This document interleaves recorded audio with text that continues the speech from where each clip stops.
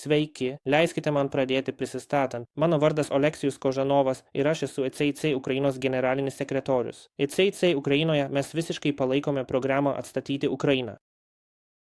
Šiame vaizdo įraše paaiškinsime, kodėl sukūrėme portalą Atstatyti Ukrainą ir kaip jis padės įmonėms lengvai rasti ir sekti konkrečius projektus.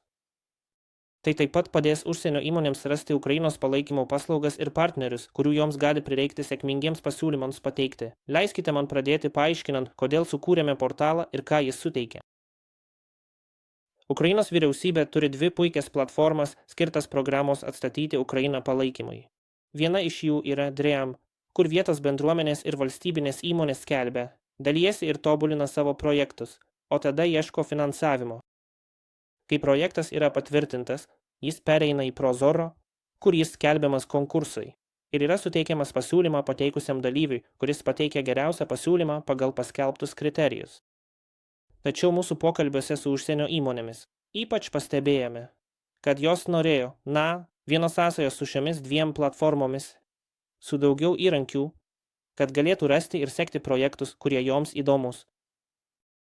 Jos taip pat prašė pagalbos paslaugų, kad galėtų efektyviai dalyvauti. Štai kodėl sukūrėme portalą Atstatyti Ukrainą.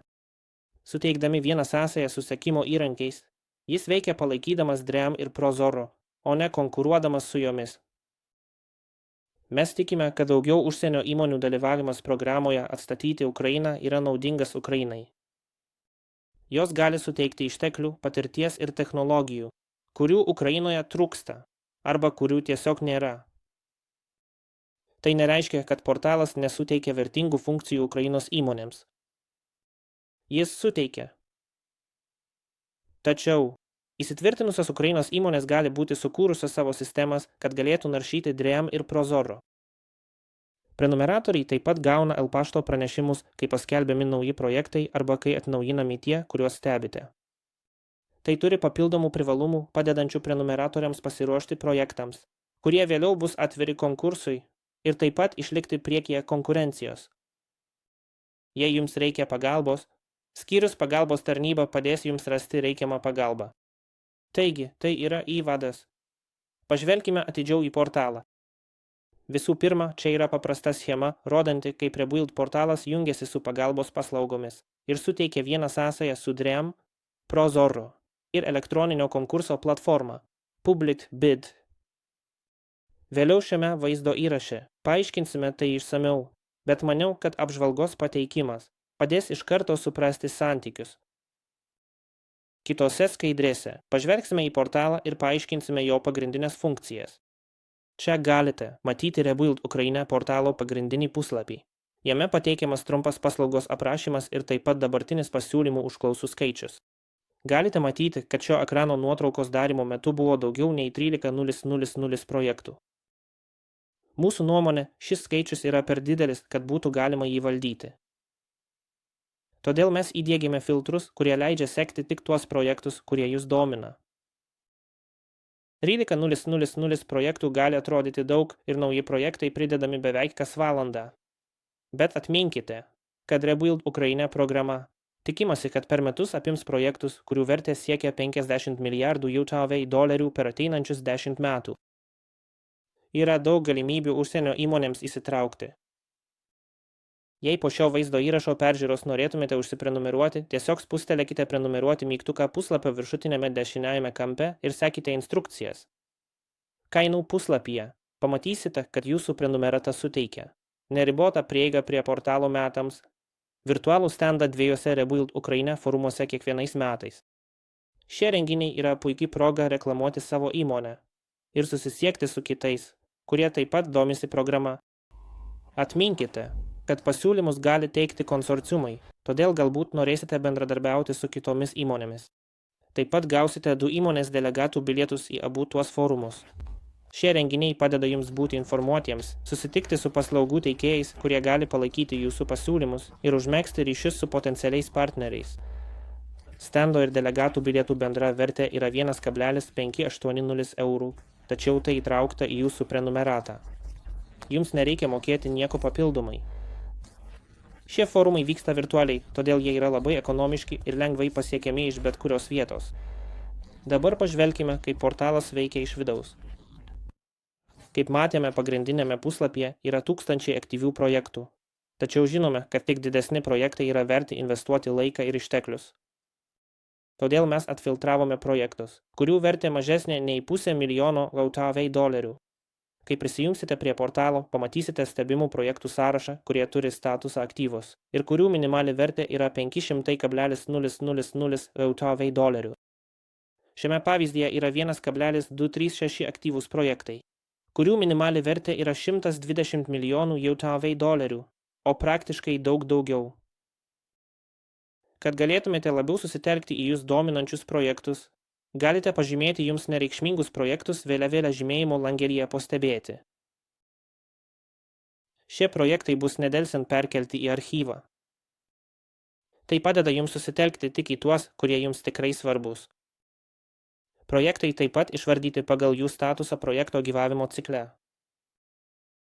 Aptariant juos paeiliui, laukiantys, tai yra ankstyvos stadijos projektai paskelbti DREAM platformoje.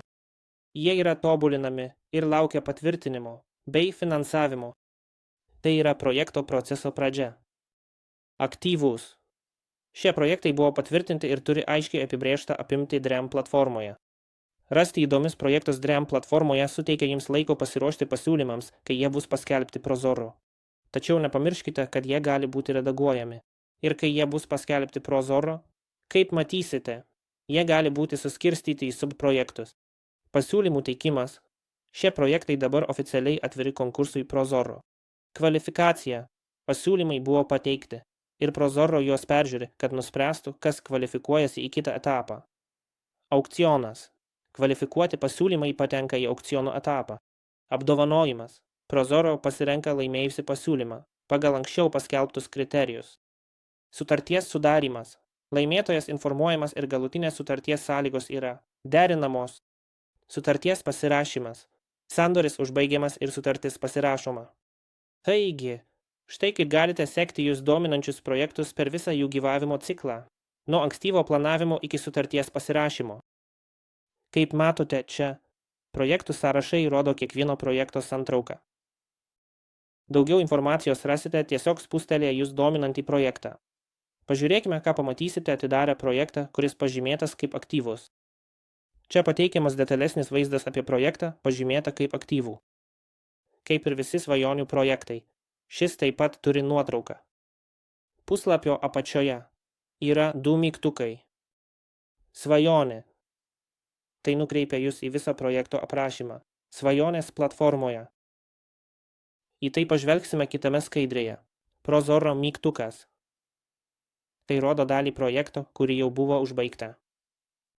Svarbu žinoti, kad svajonės projektai gali būti suskirstyti į mažesnius subprojektus, kiekvienas su savo Prozoro konkursų procesu.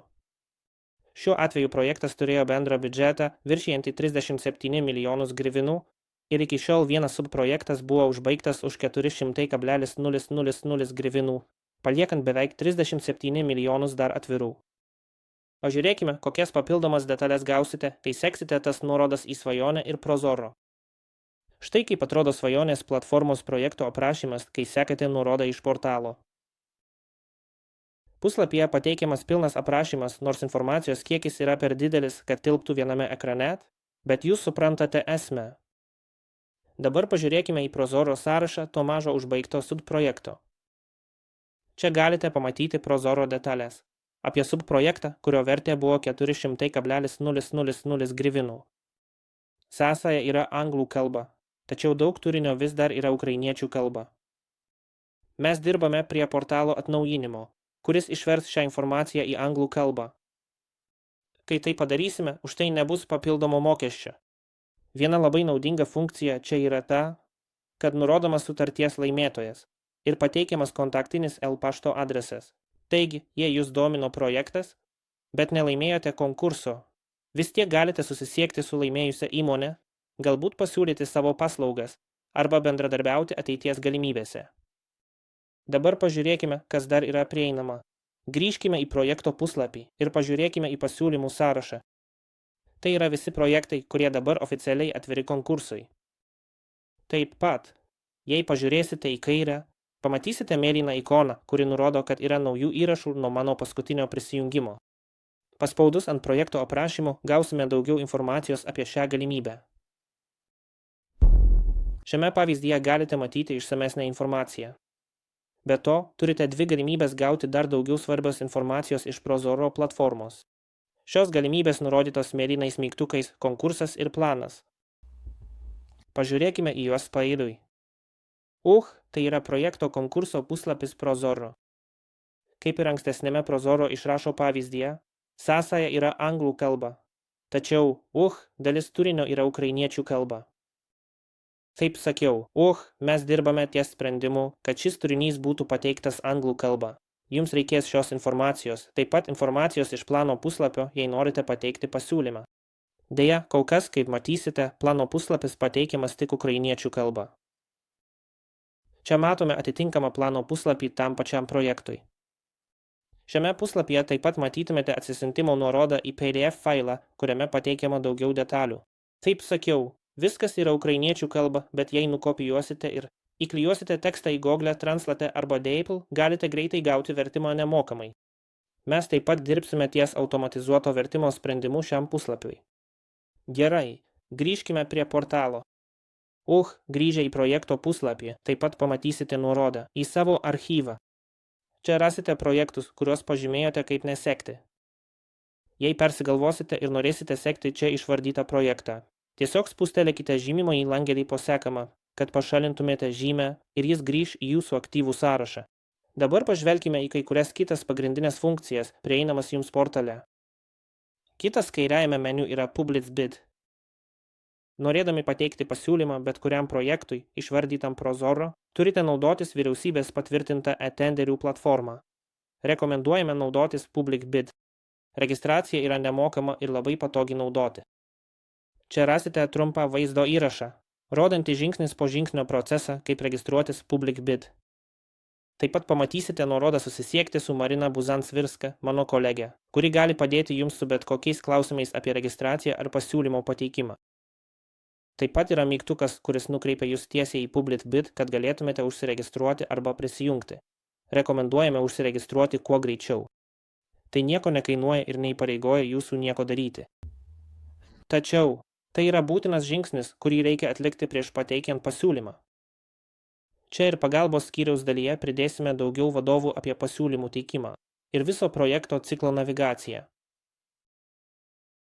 Dabar pažvelkime į jūsų įmonės profilį, vartotojo profilį ir Rebuild Ukraina forum parinktis. Jūsų įmonės profilyje galite pridėti svarbią informaciją apie savo verslą. Netrukus išplėsime galimybės aprašyti jūsų produktus ir paslaugas, kad potencialiems partneriams Rebuild Ukraina programoje būtų lengviau jūs rasti ir susisiekti. Šiame puslapyje taip pat rodomos jūsų prenumeratos detalės, įskaitant mokestį ir, kiek laiko trunka jūsų prieiga. Vartotojo profilis rodo jūsų kontaktinę informaciją ir prisijungimo duomenis. Įsitikinkite, kad jūsų pašto adresas visada yra atnaujintas, nes čia siunčiame visą su portalu ir jūsų prenumerata susijusią informaciją. Jei reikia atnaujinti bet kurią informaciją, tiesiog atlikite pakeitimus čia ir spustelėkite išsaugoti. Dabar apie Rebuild Ukraina forum funkciją. Rebuild Ukraina forumai vyksta 2 kartus per metus. Tai yra visiškai virtualūs renginiai ir prenumeratoriai gali pasirinkti sesijas, kurios geriausiai atitinka jų laiko juostą. Šiuose forumuose išgirsite naujausius programos atnaujinimus, susitiksite su paslaugų teikėjais ir susisieksite su kitomis įmonėmis, įskaitant potencialius partnerius bendriems pasiūlymams. Galite užsiregistruoti į forumą, kuris atitinka jūsų vietą tiesiogiai iš portalo. Dabar užbaikime pažvelgdami į pagalbos tarnybą. Kaip minėjau anksčiau, portalas sukurtas tam, kad padėtų jums kiekviename žingsnyje ruošiant jūsų pasiūlymą.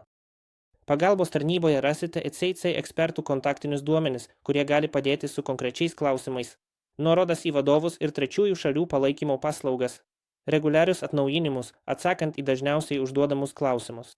Mes nuolat pridedame naujų išteklių, remdamiesi prenumeratorių atsiliepimais. Taigi, jei jums ko nors reikia, tiesiog praneškite mums. Tai atveda mus prie portalo apžvalgos pabaigos. Tikiuosi, kad tai buvo naudinga ir kad matote, kaip tai gali padėti jums pasiruošti ir aplenkti konkurentus. Ačiū, kad žiūrėjote šį vaizdo įrašą. Netrukus išleisime daugiau vaizdo įrašų, kuriuose aptarsime tokias temas kaip visos projekto gyvavimo ciklo detalės, elektroninių parašų svarba, kaip pasiruošti ir pateikti sėkmingą pasiūlymą. Jei turite klausimų, nedvejodami kreipkitės tiesiogiai į mane. Mano pašto adresas parodytas čia skaidrėje.